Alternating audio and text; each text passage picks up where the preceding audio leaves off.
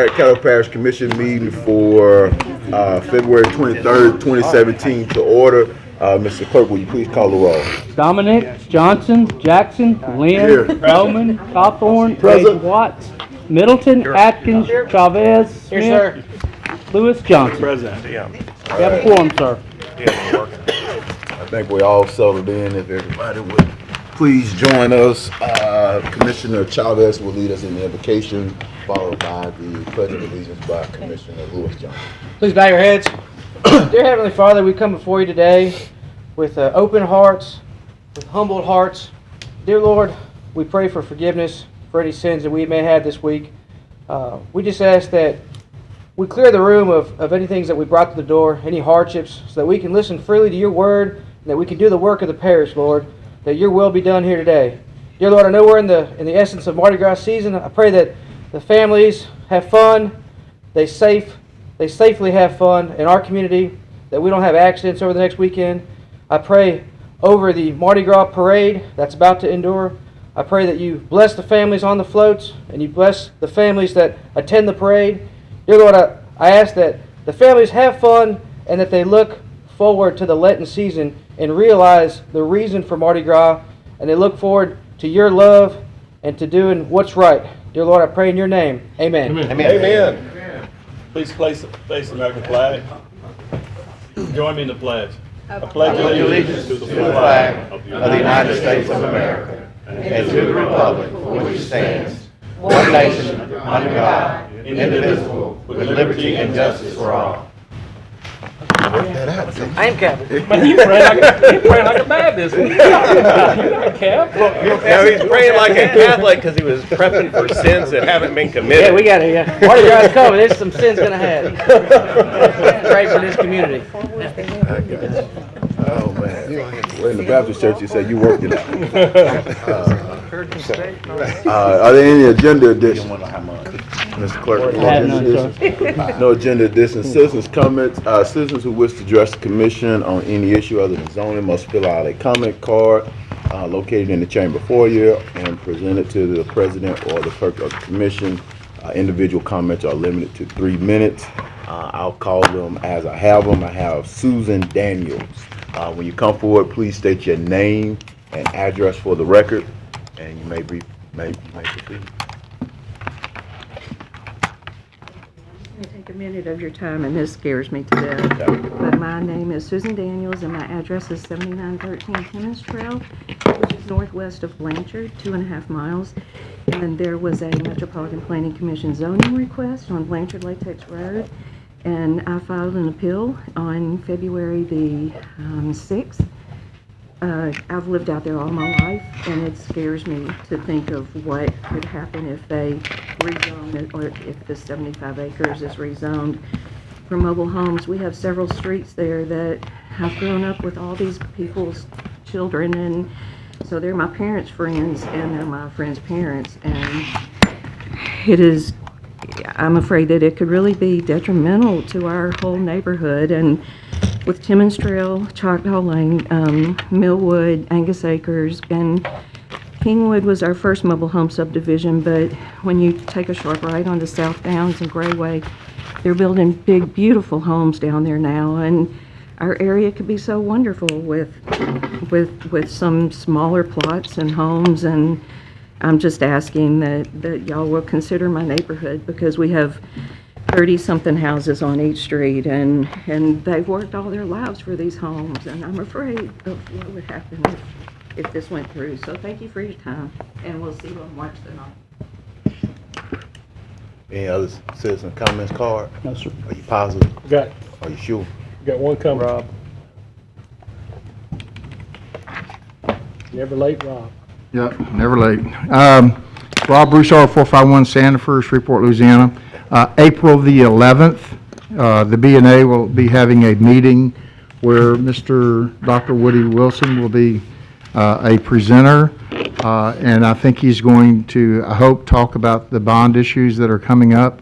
And so I would invite all of you to please come and attend, so that if there are any questions from our membership, that you would be there to answer them. and we look forward to having you there as our guest. So thank you, and we look forward to it, Dr. Wilson. Thank you. Thank you, Mr. Broussard. Next. I have no others. So we move to visitors. Brian Landry, Captain of Captains, and Miss Stacy Brown, Shreveport Bossier Convention and Tourism Director.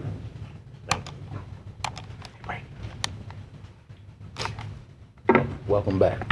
Good afternoon, Commissioners, President Jackson, Dr. Wilson. Appreciate y'all allowing us to come before you today to talk a little bit more about Mardi gras and the economic impact that it has on our community. I don't think the captain was able to come, but I did bring a couple of other guests to speak with you a little bit. Brandy Evans is our Vice President of Communications with the Convention and Tourist Bureau, and then also Dr. Scott Wysong, who did the economic impact study that you were provided with previously. Mardi Gras is a tremendous asset to our community. It provides a great economic impact. Through the research that we've been able to estimate, it generates more than $9 million in direct impact, and that's really an extremely conservative number. It is a special event that provides us with the ability to sell a number of hotel overnight rooms, to increase sales tax for our community, and increase that hotel occupancy. In fact, this year, hotel occupancy was up significantly from the holiday weekends from last year. So we've seen a good bump there. Mardi Gras is extremely beneficial in a number of ways. In fact, we appreciate all the work and efforts that the crews put into this. And for them, it's not just about the parades. They do work all year round in our community. A lot of service projects that nobody really even knows about. The way they work with the community and help educate the community as well. So they work really hard, and not only do they do that, they invest their personal dollars into providing these great parades. So they really are to be commended. Of course, that quality of life for our visitors as well as our residents couldn't happen also without the commitment of the city and the parish and all the other volunteers and workers that make the event happen and keep it safe for everyone involved as well. The economic impact really even stretches further beyond that direct impact from the parades, because one of the things we have done through research is determined that our visitors like to come back. So we have what they call an 80% repeat visitation rate. So when we get them here for the first time, 80% of those are going to come back. Some of them as many as 6 times a year. So if we can get them at the early part of the year, then we may get them 6 more times throughout the year. So it's really a great way to start off the year. As you know, research is not inexpensive, so you have to be really careful about your scope and what you're looking for and how many questions you ask and trying to maximize those surveys. So that's one of the things we've done to try to keep our cost reasonable. In 2014, we surveyed all of the cruise leaders to find out from the crews, what are you spending on putting on this parade. Then we chose several of the parades to actually go and do surveys of those people who were there participating and watching the parades. We did that to determine what was their spending habit. Were they a day tripper? Were they an overnighter? What were their travel patterns? How did they find out about the parades?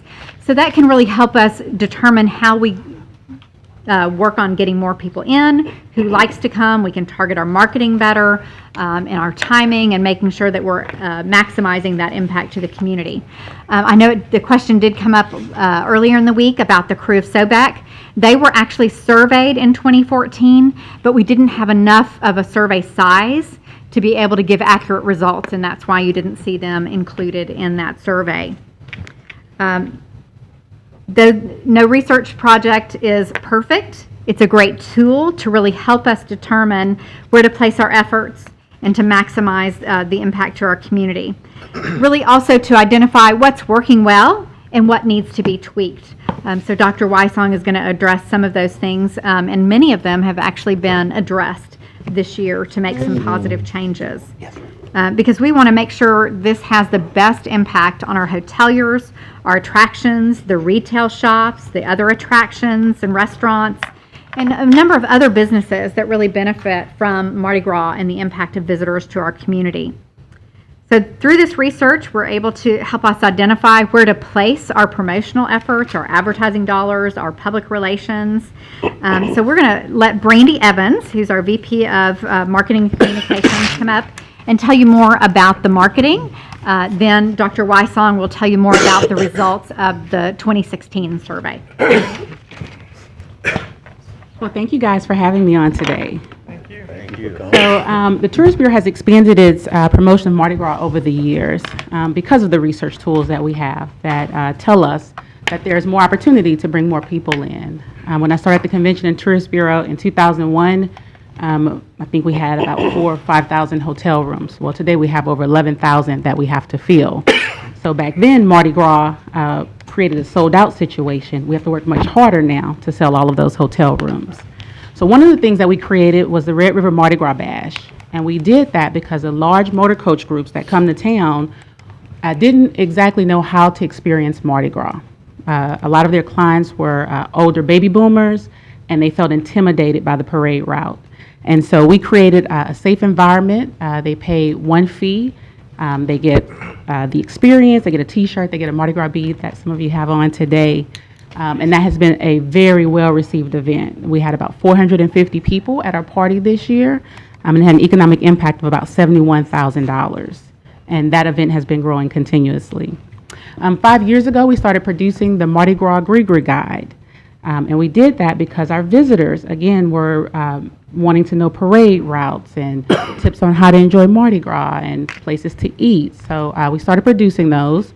The first year we produced 5,000. This year we had to reprint those. We ultimately printed 20,000 of those guides. And we start promoting Mardi Gras in October. So that piece, we start calling around to get Mardi Gras dates and information in October so that we can produce those in time enough to get them to all of the state welcome centers throughout Louisiana. And again, we had such a demand for those that we had to do a reprint of that piece. So we now produce a microsite that promotes Mardi Gras year-round, and it is ShreveportMardiGras.com. It lives on our main tourism website, shreveport-bossier.org. And from January 1st through now, we've generated 131,892 visits to that microsite. So people are extremely interested in our Mardi Gras, and we've doubled down on our marketing efforts this year as well. Our promotional efforts, some of the print starts right after Christmas. Some of the publications we advertise our Mardi Gras in include Southern Living Magazine, Texas Monthly, Louisiana Life, and Gannett newspapers throughout all of Louisiana. We do some online promotions, which are extremely valuable as well. And so we do LouisianaTravel.com, TasteOfTheSouth.com, TripAdvisor, mobile ad messenger, and our regional drive markets, online banner ads, and retargeting, again, to certain demographics in Dallas, Tyler, Longview, Lufkin, Nacogdoches, and other regional drive markets. We focus on that 200 to 300 mile radius because research says that's where most of our visitors come from. We're primarily a drive destination. This year, we took on a new initiative. We decided to do a restaurant takeover in Tyler, Texas. So we took Mardi Gras to Tyler. We invited our crew members to go along with us, and we had about 500 people to show up. The restaurant was expecting about half of that. We did radio, we did social media, we did TV interviews, we did radio interviews to really drive that interest, and people were so excited to see us and to have us, and that was really nice. We asked them, had they been to Mardi Gras before? Many of them had, some of them hadn't, and it was just a tremendous opportunity to specifically promote Mardi Gras, something that they do not have. Some of the members from Crew of Holland and Harambe went with us, and we did invite all of our crew members to go with us.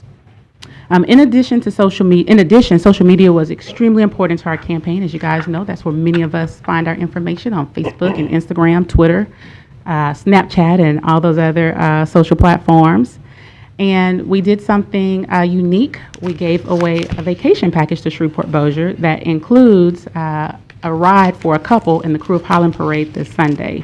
So you can imagine the tremendous response that we got for people wanting to have an opportunity to participate in that. That kind of is a once-in-a-lifetime experience. You don't get to ride in a Mardi Gras float every day.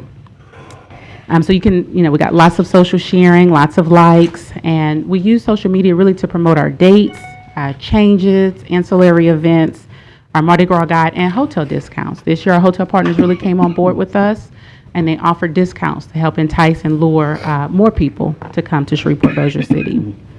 And though most of our efforts are targeted to our out-of-town visitors, because we are funded by the hotel motel tax, so most of our marketing efforts will be outside of Shreveport Bossier. We do know that it's important that locals know about Mardi Gras. Many of them have visiting friends and relatives, and we want to make sure that when the parades are happening, they know where they too can enjoy Mardi Gras. So we're running digital billboards. We did some ads in local publications with the parade dates. And we distributed Mardi Gras materials, the Grigri guides, to many of our local partners, Tubbs Hardware, the casinos, our hotels, the airport, and other places where there was a combination of locals as well as visitors passing through them. We ran some radio spots on the cross-section of Cumulus Broadcasting radio stations. And both the City of Shreveport and the City of Bossier were kind enough to put links on their website, our website, so that visitors could get more Mardi Gras information. And so I just want to share a few results from our marketing efforts. So many of our hotels were sold out last weekend. Friday, the average occupancy was 90%.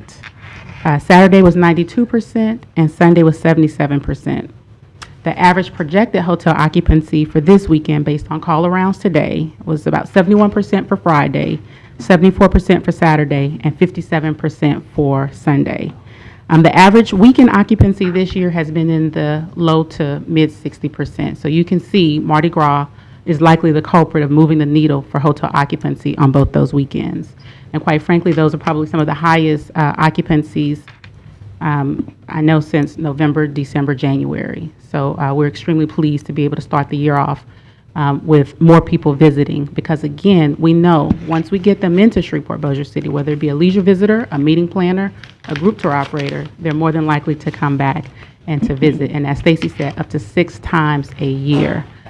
So, you know, you can kind of see the how the economic impact can grow just from Mardi Gras for the rest of the year. Also, we've generated about 300 Mardi Gras stories to date, with an ad equivalency value of about $838,000, with the vast majority of that coverage being local and regional. We had some stories. The Mardi Gras events bring revelry to the region, the Tyler Morning News. Mardi Gras outside of the Big Easy, the local palette. Louisiana Travel, festival season kicks into high gear, the Houston Chronicle. And Carnival, Alexandria Town Talk. Some other campaign results: we had about 4.2 million online impressions, 35,785 clicks to our website from those impressions, 131,892 visits to our Mardi Gras micro website from January to now, 57,752 e-blast opens, people specifically getting information about Mardi Gras. This weekend, we're hosting 4 travel writers. They're coming to enjoy our Mardi Gras and to write about it. So we have someone coming from the Houston Woman Magazine, Austin Chronicle, EmptyNestopia.com, and the Atlanta Journal-Constitution. They'll attend the Crew of Gemini Parade. They'll ride in the Crew of Highland. They'll go to the Crew of Highland Ball. They're going to sample king cakes at Lala's Bakery, tour the Creole Wild West Mardi Gras exhibit at Art Space, and many other fun things here in our area. So I'd just like to thank you for your time and allowing us to update you about Mardi Gras. We really are appreciative to all of the Mardi Gras crews for their investment in Mardi Gras and for working with us. This is truly a positive event for our locals as well as our visitors. So thank you. Thank Thank you. Good afternoon. Good afternoon. Stacy mentioned my name is Scott Wysong. I'm a professor at the University of Dallas. I live here in Shreveport. Been living here for 6 years. Very long story, but I love Shreveport, so I live here even though I teach at the University of Dallas. I'm over the MBA program there, and I've taught sports and entertainment marketing for about 15 years and done hundreds of studies. So I've worked with the Convention and Tourist Bureau on a number of different economic impacts. And as Stacy mentioned, for the 4 parades last year, Harambe, Centaur, Gemini, and Highland, there was a total direct economic impact of $9 million. And the indirect, adding the indirect impact, the total economic impact was $16.157 million. So what does that mean? So many times, when people are doing an economic impact study, they will use a multiplier to calculate how much money is spent after the direct spending. For instance, if people come here and they spend money in a hotel or restaurant, those workers who work in the hotel and restaurant need dry cleaning and lawyers and dentists and everything else, so they go re-spend that money. So in this case, and in every case that I do, I use a multiplier of 1.75. That means that 75% of the dollars that are directly spent on tourism stay here within Shreveport-Bossier. That's a very conservative multiplier. The Dallas Convention and Visitors Bureau and several others within the Southwest region, South region, use that same multiplier. So Stacy mentioned that we think these numbers are very conservative. And so if you're asking how this is done, it's very high tech. I should have brought my clipboards. I get a clipboard and I hire people and we walk the entire parade routes asking people where they're from.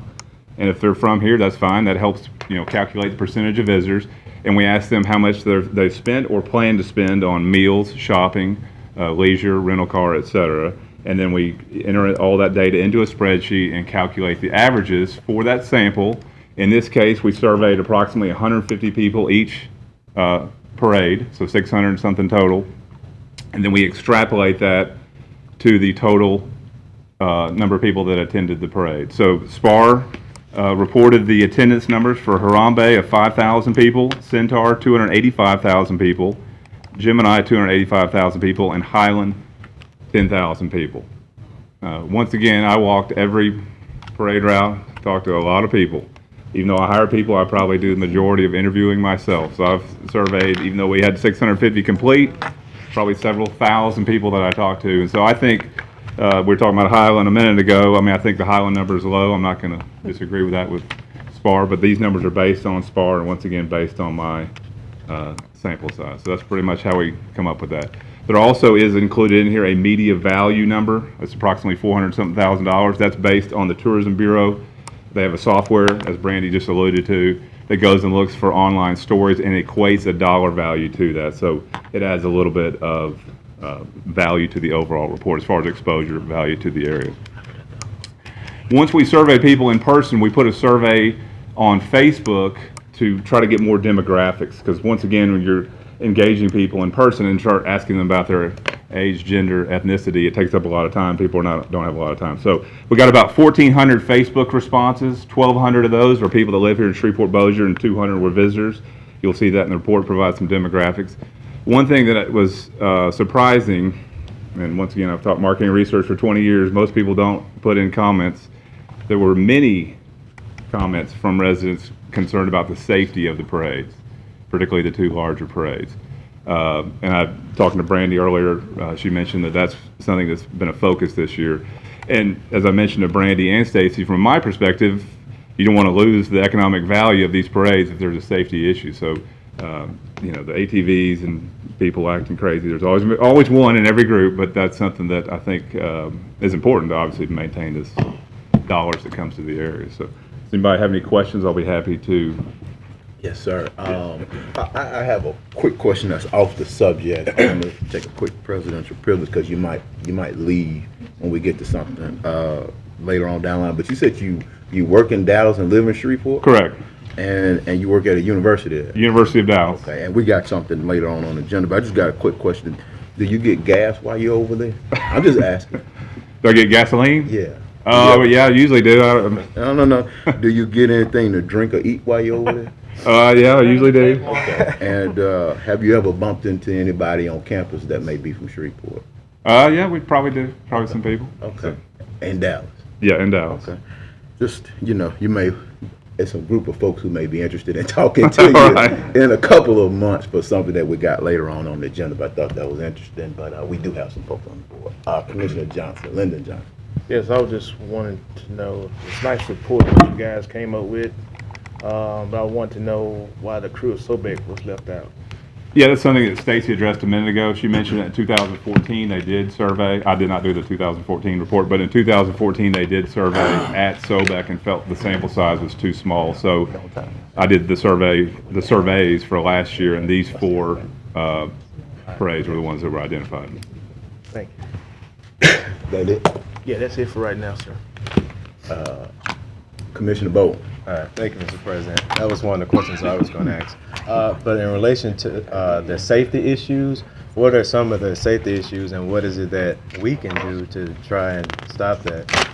Well, actually, as Brandy mentioned, I think this Saturday, they're putting a ban on ATVs. But when in doubt, ask people that are citizens, and they had very good recommendations. One was start the parades a little earlier, and some other people even recommended starting the parades at Kings Highway and finishing downtown so that there's not as many young kids around, but also drives people to downtown and maybe spend money downtown. So simple thing, once again, starting a little bit earlier.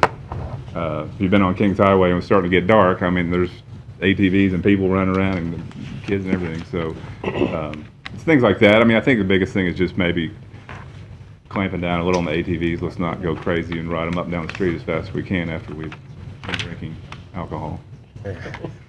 Okay, and next statement, Ms. Brown and Ms. Brandy, I just want to tell you, you all do a great job. And Ms. Brandy, we went to school around the same time together, and you have really done well. And I want y'all, I don't know if you all have noticed, she's also on the commercial with Oprah, and you look great. You look beautiful anyway, but you look great. Yeah, so, all right. I'm sweating over there, bro. He looks old and she doesn't. That is. That's I tell you the same thing I said a minute. You got to get here on time. Okay. There's car keys under all y'all seats too that she's gonna give away for us. Commissioner Hack, is that it? Yes, sir. Commissioner Hack. Thank you. Thank you, Mr. President. And Commissioner Bowman did ask my question on safety, so I'll fall back to a secondary question regarding sampling technique. When you are interviewing people and doing these face-to-face interviews and you're talking to local people, how do you distinguish between how much money that local person would spend in relation to the parade versus how much they may spend just in their normal day-to-day life on a regular weekend? Right, so local people are fully excluded. So we Okay. capture their zip code, and then we still ask, once again, is this in Caddo or Bossier Parish, just to make sure, particularly if I've hired people, they may not know, I know every zip code where it falls, because I do this every weekend, pretty much. But no, local people are excluded, because they could go to a movie, they could go spend the money somewhere else, so that's not included as far as economic impact. That 9.2 million of direct impact is all from out of Caddo Parish, shall we say, or out of Shreveport Bossier. Correct, Caddo Bossier Parish is excluded. Thank you very much. That's it. Thank you, yes. Commissioner Chavez. Thanks, President. Guys, I really appreciate that report. It was very thorough. One of my questions is, how far away would you see the farthest traveler has come from in the circumference area that you guys laid out? Probably Texarkana. Most of them are Marshall, Tyler, Longview. There may be some from Natchitoches or Alexandria, but it's East Texas. Picking Tyler as a place to kind of kick off with the marketing idea that Brandy had is pretty valuable. Not just for Mardi Gras parades, for the Revel, Battle on the Border. I do all those, and it's Garth Brooks concerts. East Texas is a big draw for many events. And So the majority- If I could just add that we do get a number of individuals that come as well. And so, for instance, some of the ones that bought into our Mardi Gras Bash, we had some people there from Seattle, Washington, that came specifically for Mardi Gras and chose to come to Shreveport Bossier Mardi Gras. Then there's a group of Harley Owners Group that comes from Flower Mound outside of Dallas. They've been coming for, I guess, about 11 years. They come and buy into our Mardi Gras Bash and participate, spend the night, do other things while they're here. So there are a number of bus groups and others that come from a lot further out as well. As a marketing expert, why would you think that somebody would decide to come to Shreveport as opposed to New Orleans for Mardi Gras? Safer. The number one response we get is the family-friendly atmosphere. The safety issues. They feel the safety of our area. They love the family-friendly. They can easily get up to the parade. It's easy to watch. It's easy to get out. The traffic is not a major issue. It's cost-effective as well. So it's much more reasonable to come here and not pay for parking and not pay a lot of those other things that you have to pay in New Orleans.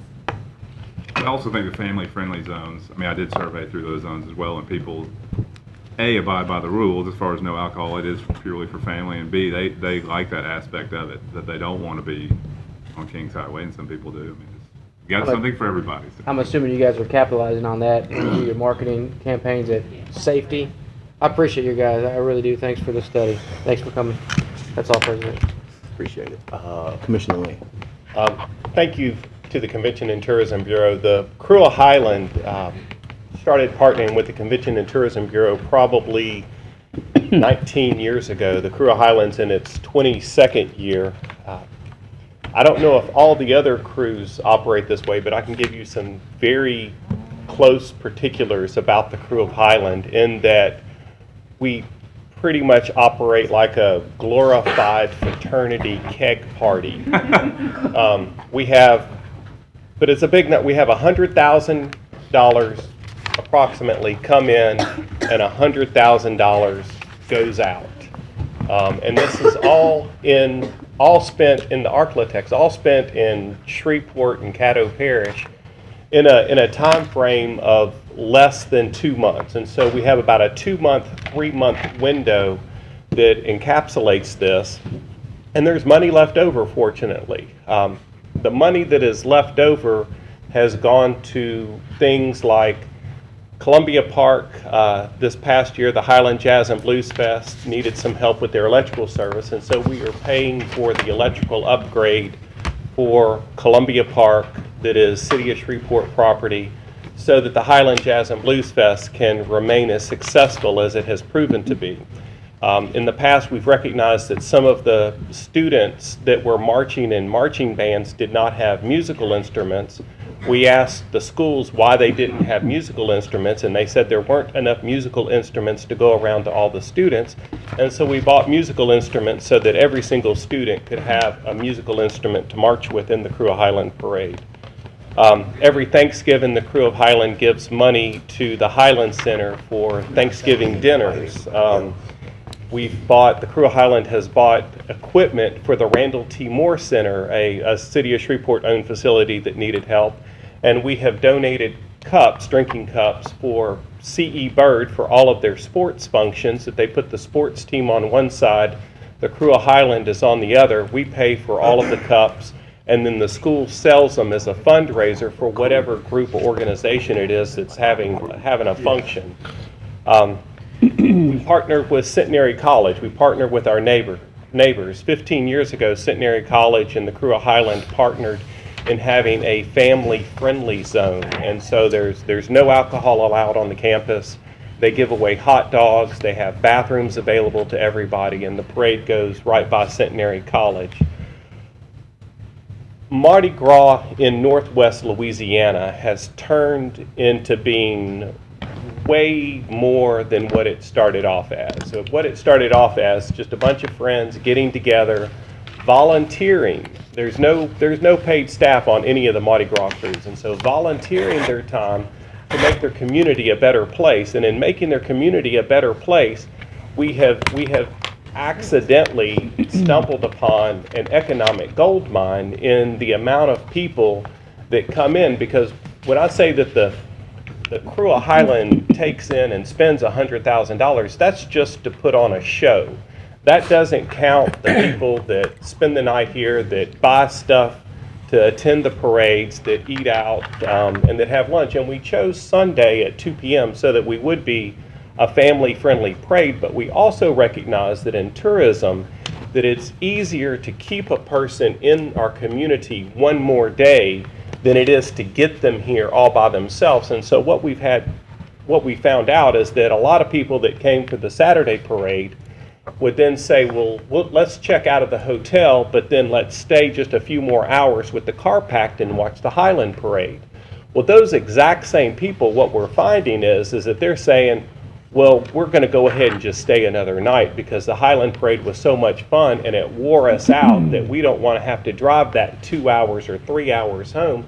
And so we've been able to keep people here now until Monday, and extend the weekend. And I think that the documents and the studies that they have shown that this is something that is happening exponentially, that 1 year you start off with 1,000 people, then the next you get 3,000, then the next you get 10,000, then the next you get 35,000. And those are the numbers that we're working with. And so I'm very proud of Brian Landry, who's not here today, who's on the agenda, who is the captain of captains, that really wrangles and herds the cats, and everybody does go in their own direction, and we're very fortunate that Mardi Gras allows everybody the creative freedom.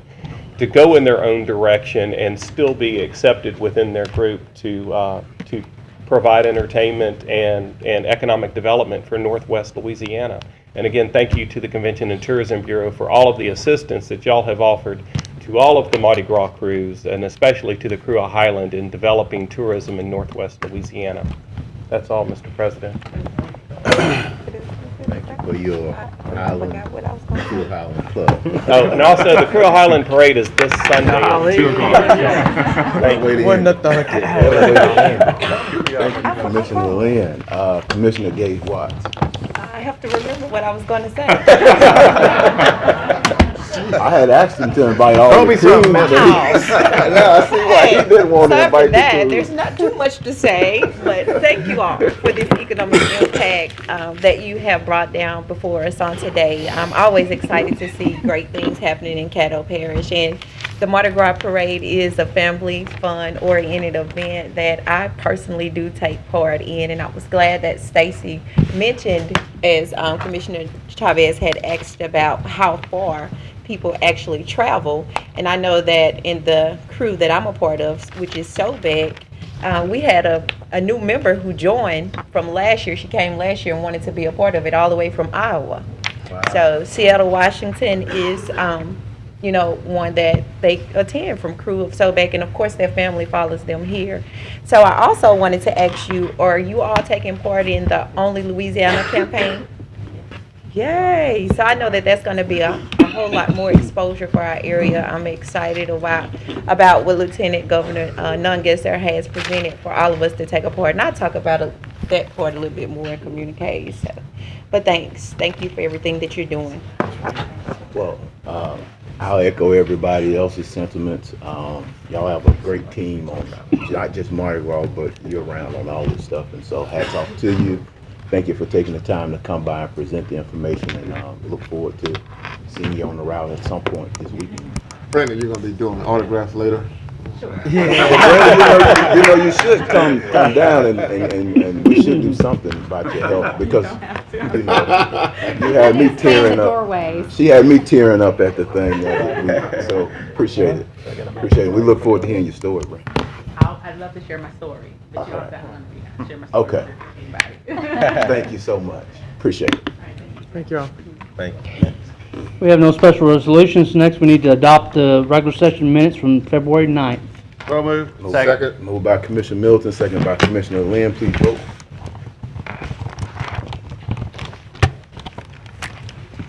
Moved by Commissioner Lynn Cawthorn, second by Commissioner.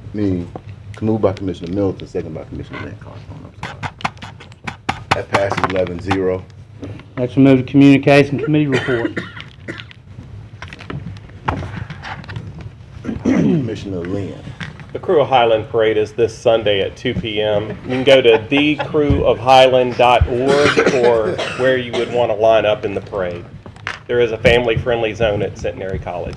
More family-friendly than it already is. It's already family-friendly, even overkill of family-friendly. Thank you.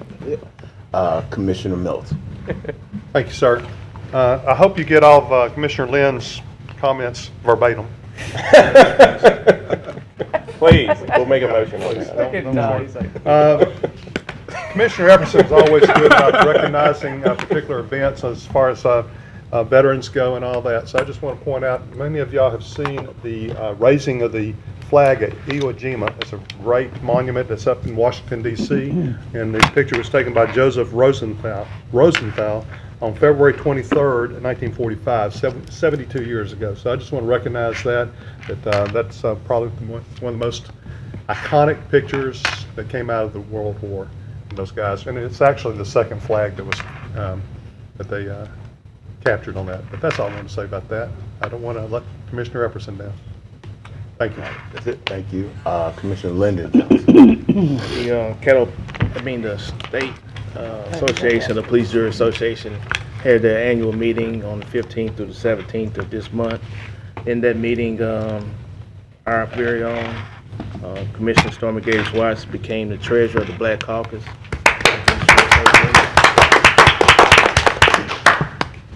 In that convention also, there was 5 resolutions that would be presented to the state legislature on behalf of the Police Jury Association. That while they're set in on the Parks and Recreation session, the Community and Rural Development session, and also the Transportation session that was led by Secretary Sean Wilson. Basically, in the transportation deal, the state is in bad shape for highways, bridges. Basically, there's a shortfall, a major shortfall, and really don't know how the gap will be filled. He mentioned about some bridges that are basically past their retirement, and that some of them need to be worked on. The one that actually goes into Carpetshoe Parish, Lake Charles, that bridge is one of the ones that he says keeps him up at night because it's past, it needs some major work done to it, and they don't have the money to actually replace the bridge.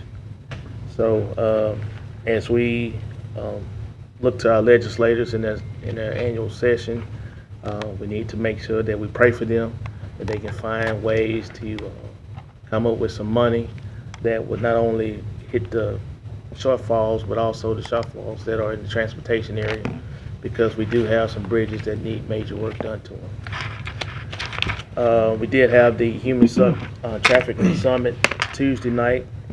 There was about 25 people that was there that came and partaked in the summit.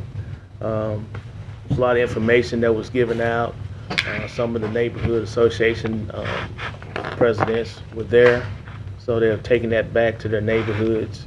And if anybody needs further information about that, they can get with me, and I have some information that I can give out to you.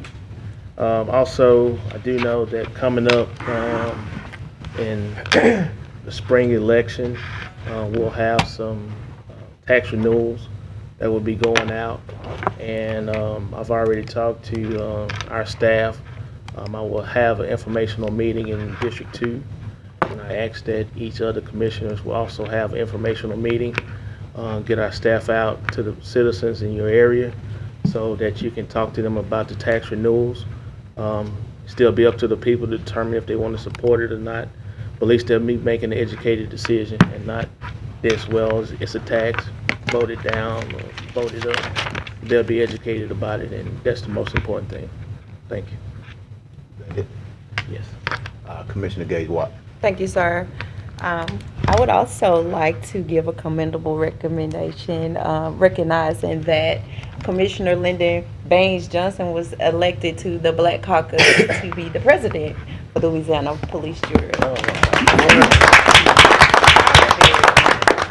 Thank you for that. And also, I was talking earlier about Only Louisiana campaign was something that on one of the classes that we sat in on about parks and recreation, talking about the beautiful nature that we have here in Caddo Parish and throughout Louisiana.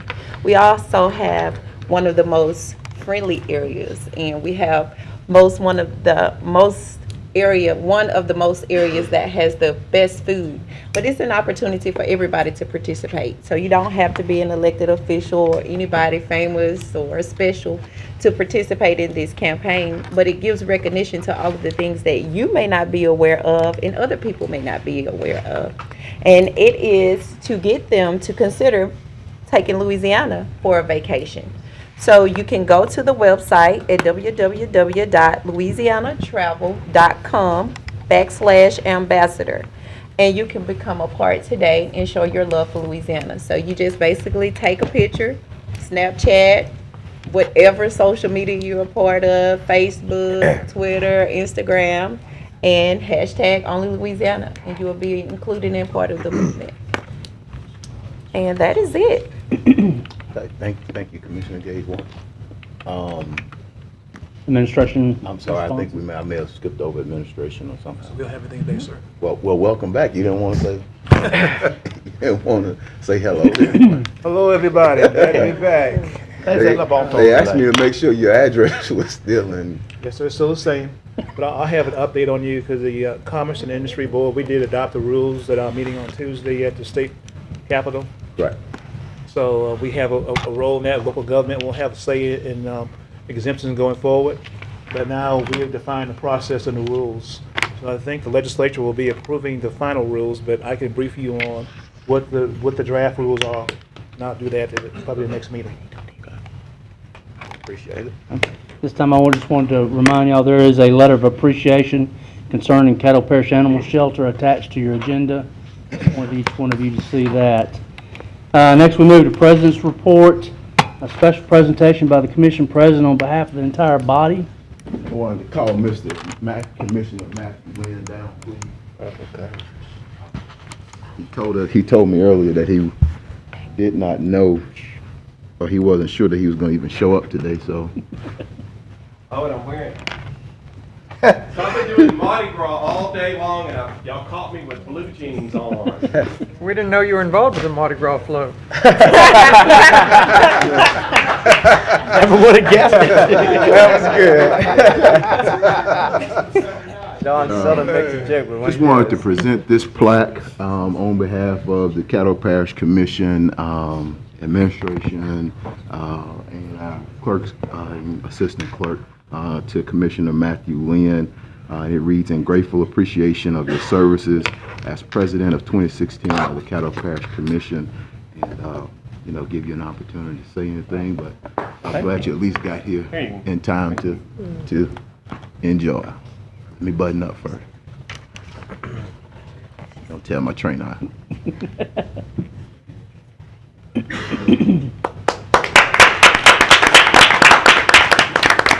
It was a pleasure to serve as your president for 1 year, and I look forward to everybody here having as much fun as I had. Take care. Hang on. See you in a minute. Oh, you gonna grill me? Oh, it's a grill. I was going to just thank Matthew for, sorry, Mr. President. Go right ahead. I was going to thank Matthew for working with me as a brand new commissioner and helping to show me the ropes and educate me on structure and processes and procedures. So thank you very much for your leadership last year. You're very welcome. Thank you. You're a quick learner. And Matthew, I'll just, I appreciate everything. I was a new commissioner, so thank you. I think you took some strange or bold moves in putting first-timers in committee chairmanships, and I think it's a good way to learn. I'm not afraid of trial by error, and I think, it paid off with some of the efficiencies we made in our budget, and hopefully it'll carry out throughout the year. So thank you always for being a friend too, so thank you. Well, I'm a friend to everybody, and thank you so much for letting me serve with y'all. Especially members of the crew of Highland. Right. The crewofhighland.org.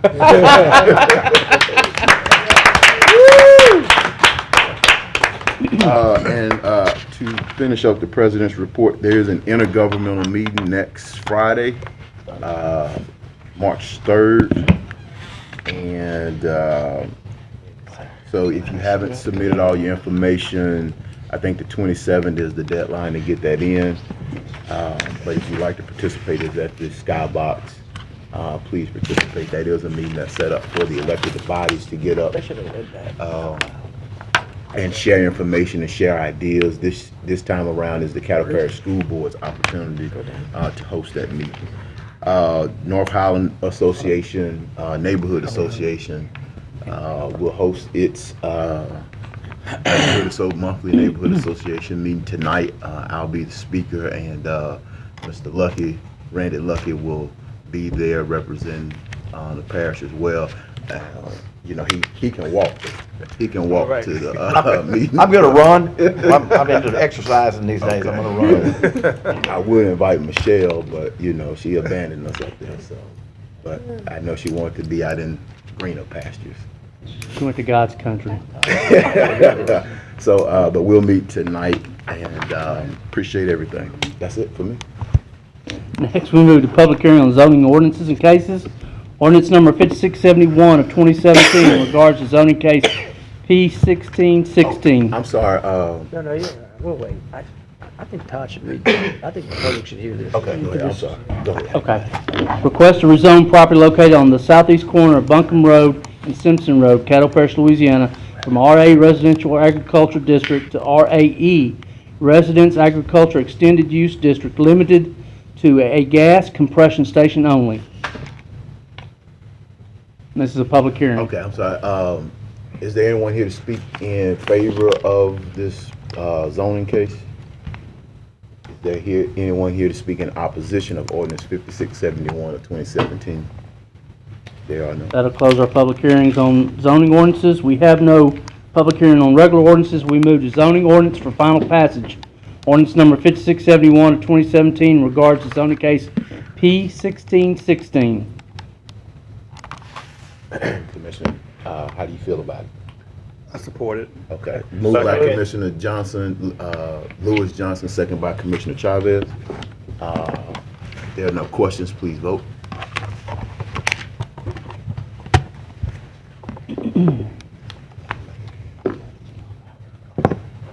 All right. There, everybody. Carthon is out. Mr. Bowman? Bowman. All right, that passes 10-0. We have no ordinances for final passage. Zoning ordinance for introduction by title. Zoning case P217 in regards to ordinance number 5673, amending the rezoning of property located on the extension of Abbey Glen Lane, Caddo Parish. Applicant John Bowman and Associates. Rezoning of property located on the extension of Abbey Glen Lane, more particularly described below and being the same, is hereby amended from RA Residential Agriculture District to R1B PUD Suburban One-Family Residence Plan Unit Development District with site approval. Public hearing on March 9th. Next, we have zoning case appeal by title. Zoning case appeal P317 in regards to ordinance number 5674 of 2017. Property located at the 8100 block Blanchard Latex Road. Request to rezone property located Blanchard Latex Road west south of Blanchard Latex Road, across from White Acres, from RA Agriculture Residential District to RMHS Residential Mobile Home Subdivision. E&L Development applicant, appellants Susan Daniels, Lauren McCowan, Becky Farr. We have no other ordinances by title. What we need to ratify the work session minutes for February 21st. Moved by Commissioner Gage Watts, second by Commissioner Matthew Williams. Please vote.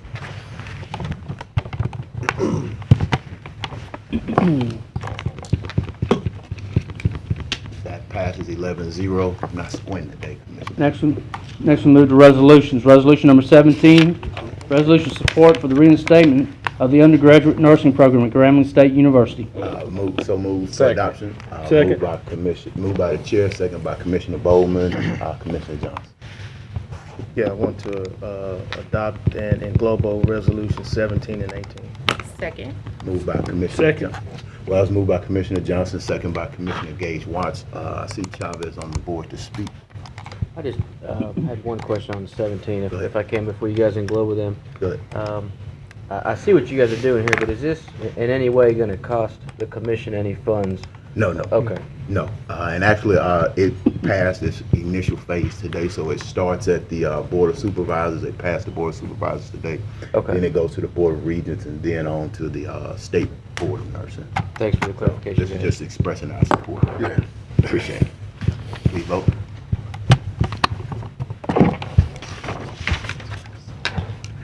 Resolutions don't have dollars. That passed 11-0. We have no old business. We move to new business. Confirmation of appointment, Mr.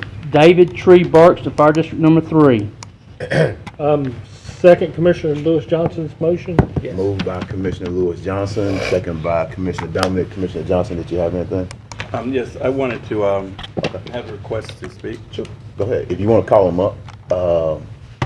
If you would, Chief Mitchell, would you just come up for a moment, please, sir? Tree's not here, or we would know. I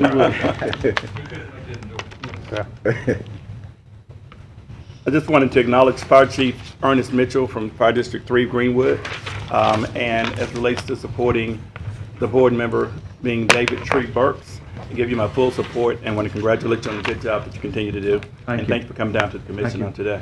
Only comment I would have, apparently Sunday at 2, there's a parade. Hold up. That's great. Where? That's great. Commissioner Dominic. Yeah, where's that parade? Highland.org or something. Whoa. I want to tell you, thanks, Chief, for coming out here. And I know Tree, and then when he was a Caddo Parish deputy, and I really support your recommendation. I think that'd be a great asset to the fire district as a board. For your support. I agree, thank you. Commissioner Milton, Chief, just to let you know, you won't have to have a ladder truck if you just take him to the scene. So, thank you. all right. Seeing no more questions or comments, please vote.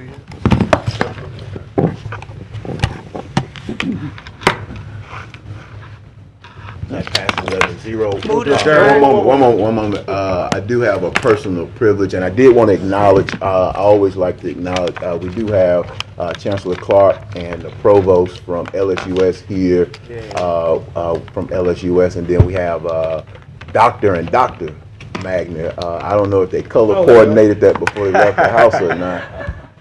But Dr. Johnette Magner, Dr. Tim Magner. Johnette is with the SBVA, and Tim Magner is with the Chamber of Commerce. And we had a good time talking business in Washington Mardi Gras that I paid for out of my pocket. I want to put that out there, that I paid for out of my pocket. But Nobody cares about that. I do like to recognize them for being here today, and those resolutions for the task force did pass, so we're kind of moving fast.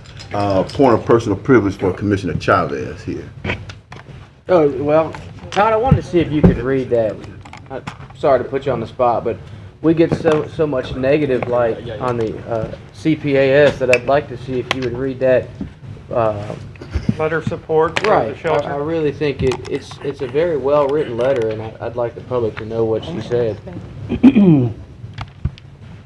Y'all want me to read that? Okay, it says, Dear Mr. Hopkins, recently my black lab developed a condition which caused almost complete hair loss. Over 4 months of treatment by our dedicated veterinarian, Dr. Ratcliffe, which even involved weeks of killing at his veterinary clinic, the dog was not improving. I brought her home with the cone around her neck. The first night back, my dog left the front yard. Although we immediately began searching, I was unable to find her. Someone had picked her up and brought her to the shelter, even though she had a veterinary plastic cone around her head and an obvious skin condition. I called the animal shelter immediately Sunday. An after-hour service indicated they would attempt to have someone determine whether or not my dog was in the pound, a word we don't use anymore. The person receiving this call was extremely polite, as I was upset. In fact, someone had brought my sick dog to the pound.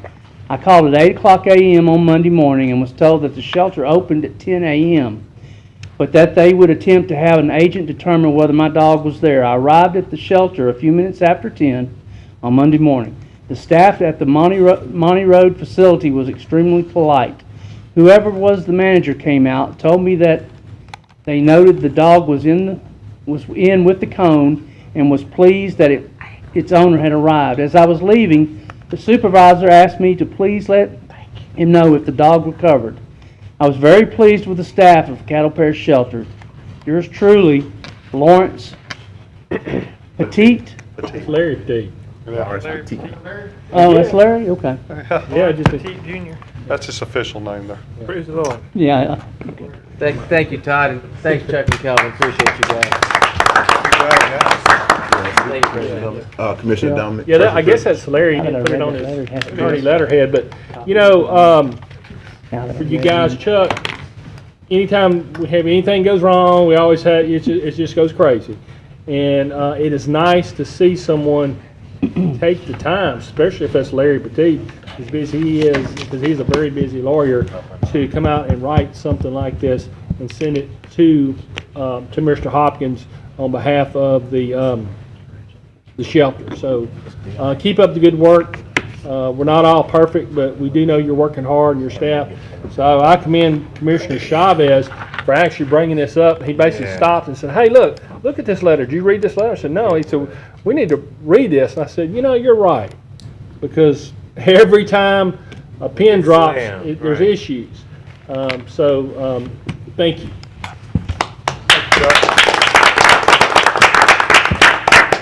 Maybe we can get with, I'm always giving Crystal something to do. Maybe we can get with Ms. Beecham and do some kind of testimonial over there.